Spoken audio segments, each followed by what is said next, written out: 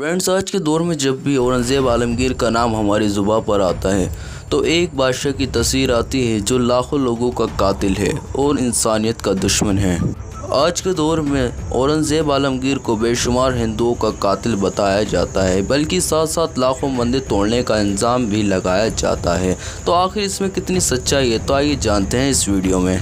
औरंगज़ेब आलमगीर कौन थे और उन्होंने अपनी पूरी ज़िंदगी कैसे बिताई, और आज उन पर जितने भी दावे किए जाते हैं कि वो हिंदुओं के कातिल थे और उन्होंने अपने दौर में ज़बरदस्ती हिंदुओं को मुसलमान बनाया था, सारे उन पर इल्ज़ामात लगाए जाते हैं। तो आइए जानते हैं इस वीडियो में। और मैं आपको इस छोटी सी वीडियो में औरंगज़ेब आलमगीर की पूरी ज़िंदगी के बारे में बताऊँगा। दोस्तों, ये बात जब की है जब हमारे देश में शाहजहाँ की बादशाहत थी। मुग़ल बादशाह के 4 बेटे थे। ये चारों बेटे उनकी बेगम मुमताज़ से थे। मुमताज़ वही बेगम है जिनकी याद में शाहजहाँ ने ताजमहल बनवाया था। मुग़ल बादशाह शाहजहाँ के 4 बेटे थे। पहले बेटे का नाम तारा शिकवा था, दूसरे बेटे का नाम शाह शुजा था, और तीसरे बेटे का नाम शाह औरंगज़ेब था, और चौथे बेटे का नाम मुराद बख्श था।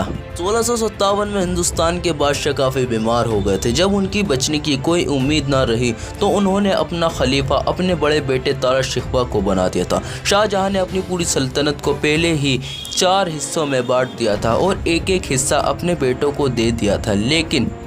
लेकिन अब बारी थी शाहजहाँ के बाद उसका मेन खलीफा बनने की, यानी सबसे बड़ा बादशाह बनने की। लिहाजा चारों भाइयों में कोई भी एक दूसरे को अपने ऊपर मानने को तैयार नहीं था, यानी कोई भी एक दूसरे की बादशाहत कबूल नहीं करना चाहता था, और उन चारों में जंग होना तय थी। इन चारों में एक लड़ाई की वजह यह भी थी कि चारों की सोच अलग अलग थी। इसी वजह से कोई एक दूसरे की बादशाहत में नहीं रहना पसंद करता था। तारा शिकवा की सोच अपने परदादा अकबर से मिलती थी। यही वजह थी कि तारा शिकवा हिंदुओं और राजपूतों को बहुत प्यारे थे। वहीं दूसरी तरफ शाह शुजा ने शिया मज़हब इख्तियार करके ईरान की सपोर्ट ले ली थी ताकि मुझे बादशाहत मिल सके। चारों भाइयों में लंबे वक्त तक जंग चलती रही। नतीजा ये हुआ कि औरंगज़ेब को सारे भाइयों से फतेह हासिल हुई। सन 1658 में औरंगज़ेब आलमगीर हिंदुस्तान के तख्त पर बैठे। औरंगज़ेब ने तख्त पर बैठते ही अपनी जीत का सिलसिला शुरू कर दिया था और एक के बाद एक किलों को फतेह करना शुरू कर दिया था। और यही वजह थी कि औरंगज़ेब के समय में भारत की सीमा यानी हिंदुस्तान का इलाका इतना बड़ा हो गया था कि हिंदुस्तान के उस इलाके में कई देश आबाद हो गए। औरंगज़ेब आलमगीर ही हिंदुस्तान के पहले ऐसे बादशाह थे जिन्हें पूरा कुरान याद था। औरंगज़ेब ने इतनी बड़ी सल्तनत पर राज करने के बावजूद भी उस सल्तनत का 1 रुपया भी अपने ऊपर खर्च नहीं किया था। औरंगज़ेब आलमगीर का ये मामूल था कि हुजूर सल्लल्लाहु अलैहि वसल्लम की सुन्नत के आधार पर वे सुबह उठकर फजर की नमाज़ पढ़ते और नमाज़ पढ़ने के बाद कुरान की तिलावत करते और उसके बाद कुरान लिखते, फिर उसे बेच देते, और उस कुरान को बेचने के बाद जो पैसे आते वे उससे अपने घर का खर्चा चलाते। इतिहास का ये मानना भी है वे टोपियाँ बनाकर अपना खर्चा चलाते। औरंगज़ेब आलमगीर के ज़माने में हिंदुस्तान कपड़ा बनाने में 1 नंबर पर आता था। उस टाइम डॉलर की कोई कीमत नहीं थी, बल्कि हमारा 1 रुपया यूरोप के कई पाउंड के बराबर था। औरंगज़ेब आलमगीर ही भारत के ऐसे सुल्तान थे जिन्होंने शराब पर बैन लगाई थी।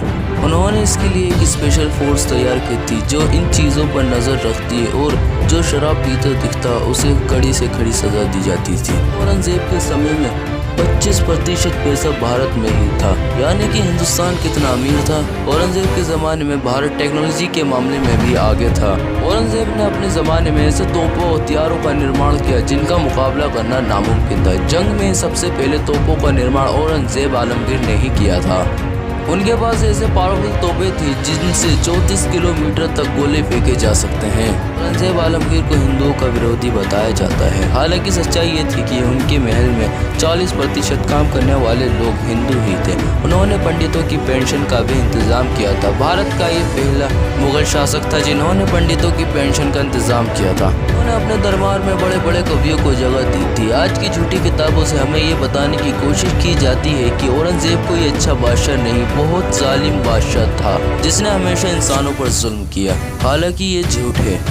ये वो इतिहास है जो अंग्रेज़ों ने औरंगज़ेब के ख़िलाफ़ लिखा। इसकी वजह ये थी कि औरंगज़ेब इतना ताकतवर राजा था, जब तक वो हिंदुस्तान का राजा रहा अंग्रेज़ों की हिम्मत ना हुई कि वो हिंदुस्तान में कदम रख सके। यही वजह है कि औरंगज़ेब की मृत्यु के बाद अंग्रेज़ों ने हिंदुस्तान में घुसना शुरू कर दिया। اور اورنگزیب سے اپنا بدلہ لینے کے لیے اور ہندوستان پر حکومت کرنے کے لیے ہندو دھرم کو اورنگزیب کے خلاف بلغانا شروع کیا، اور انہوں نے سب کو یہ بتایا کہ اورنگزیب نے ہندوؤں پر کتنا اتیاچار کیا ہے۔ دوستو یہ تھی آج کی ہماری ویڈیو، اور ایک اور بات میں آپ کو بتانا چاہتا ہوں، اورنگزیب بہت پڑھے لکھے اور نیک انسان تھے۔ انگریزوں دوارا لکھی گئی کتابوں سے ہمیں اورنگزیب کے بارے میں الٹا سیدھا بتانے کی کوشش کی جاتی ہے۔ سو فرینڈز، بائے بائے۔